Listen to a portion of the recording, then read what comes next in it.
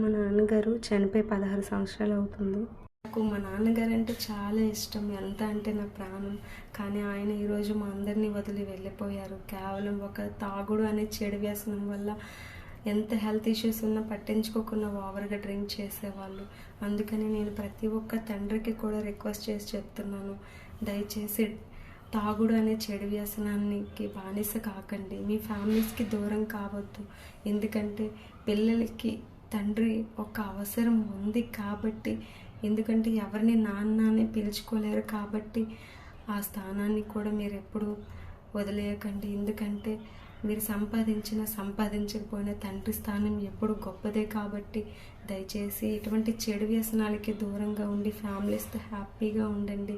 నాన్న అనే పిలుపుకి దయచేసి పిల్లల్ని దూరం చేయకుండా ఉండండి. అంతే చాలు పిల్లలకి మీరు ఇచ్చిన పెద్ద గిఫ్ట్.